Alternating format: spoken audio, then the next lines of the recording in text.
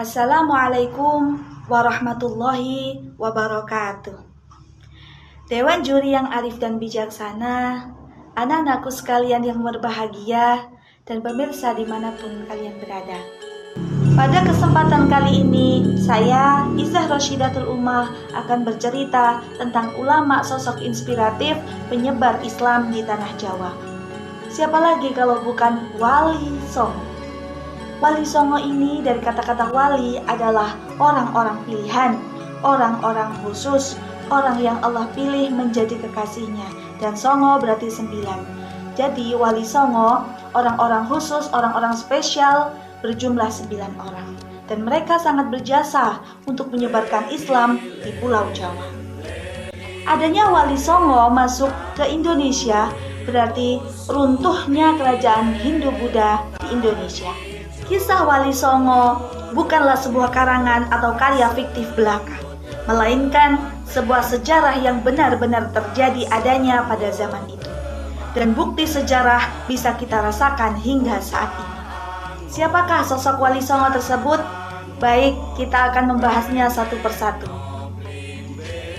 Di sini yang pertama adalah Sunan Gresik. Sunan Gresik atau yang bernama Syekh Maulana Malik Ibrahim atau Syekh Maghribi atau Syekh Jumadil Kubro.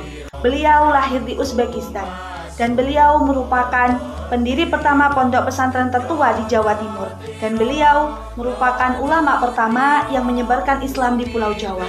Dan sekarang beliau makamnya berada di Gresik, Jawa Timur. Beliau wafat pada tahun 1419 Masehi. Yang kedua, ada Raden Rahmat Sunan Ampel. Beliau merupakan putra dari Syekh Maulana Malik Ibrahim. Beliau lahir pada tahun 1401 Masehi dari Campa, Aceh. Strategi beliau dalam menyebarkan Islam adalah mendirikan pondok pesantren Ampel Denta di Surabaya, dan makam beliau juga berada di Sunan Ampel. Strategi dakwah beliau menjadi mubalil dan mencetak generasi dai-dai yang terkenal dan menyebarkan Islam di Pulau Jawa. Siapakah mereka? Yang pertama ada Raden Paku sebagai Sunan Giri, kedua Raden Fatah sebagai Kesultanan Demak pertama, yang ketiga ada Syarifuddin, yang keempat ada Maulana Ishaq, dan yang kelima ada Sunan Bonang. Merekalah santri-santri beliau dan juga menyebarkan Islam di Pulau Jawa. Yang ketiga ada Syekh Mahdum Ibrahim Sunan Bonang. Beliau merupakan putra dari Raden Rahmat Sunan Ampel. Cara beliau berdakwah adalah memasukkan unsur Islami untuk menjadikan sebuah karya seni sastra dan kemudian diminati oleh beberapa masyarakat. Salah satu karya sastra beliau yaitu lagu Tombo Ati. Kemudian beliau juga menciptakan rebana dan bonang, alat musik rebana dan bonang. Yang keempat ada Raden Qasim Sunan Derajat. Beliau merupakan putra dari Sunan Ampel dan adik dari Sunan Bonang. Cara beliau berdakwah adalah mengambil hati masyarakat dengan kegiatan-kegiatan sosial, dengan cara menyantuni anak yatim, kaum duafa dan fakir miskin. Dan juga beliau memiliki kesenian yakni yang dikenal dengan Singo Mengkok. Yang kelima ada Ja'far Shodiq atau Sunan Kudus. Beliau merupakan cucu dari Sunan Ampel. Karena kegagahan dan kecerdasan beliau pernah menjadi hakim, perdana menteri, panglima perang, dan juga penasihat hukum. Kemudian target dakwahnya juga pada para bangsawan, para penguasa, dan juga kaum priai. Peninggalan beliau yaitu merupakan masjid yang bercorak Hindu dan Islam, berada di Kudus, Jawa Tengah, dan beliau wafat pada tahun 5 Mei 1550 Masehi. Yang keenam ada Sunan Giri yaitu Syekh Ainul Yakin atau Raden Paku. Beliau merupakan keturunan ke-23 langsung menuju Rasulullah SAW. Beliau merupakan Ahlul Bait. Cara strategi dakwah beliau adalah menciptakan pemerintahan mandiri.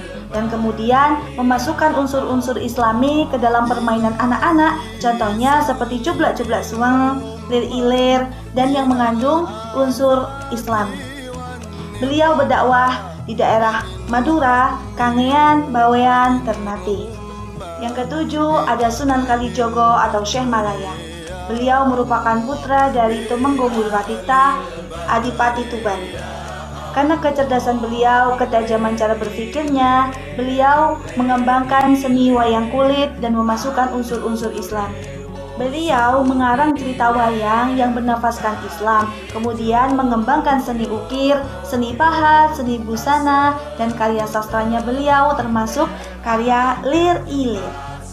Kedelapan ada Sunan Muria. Beliau merupakan putra dari Sunan Kalijogo dan Dewi Sarah. Strategi dakwah beliau adalah menciptakan kembang sinom dan kinanti. Beliau meninggalkan kemewahan duniawi, berdakwah menuju pelosok desa-desa kecil dan menyebarkan Islam kepada masyarakat. Saat itu beliau juga ikut bercocok tanam, kemudian melaut, dan kegiatan sosial masyarakat pada saat itu.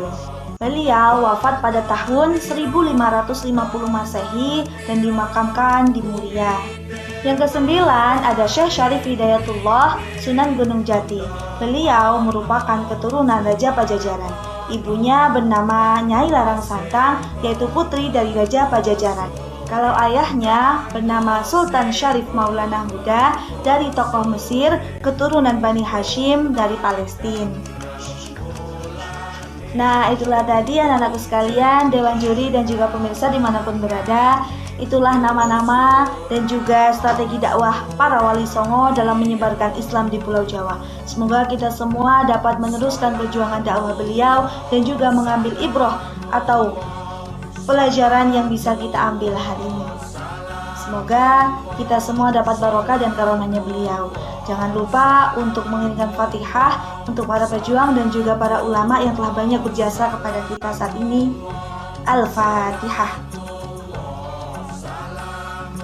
Demikian kisah ulama inspiratif Iza Rashidatul Ummah sampaikan. Iza mohon undur diri apabila ada salah kata atau perbuatan atau informasi yang kurang tepat, mohon dimaafkan. Saya ucapkan mohon undur diri. Wassalamualaikum warahmatullahi wabarakatuh.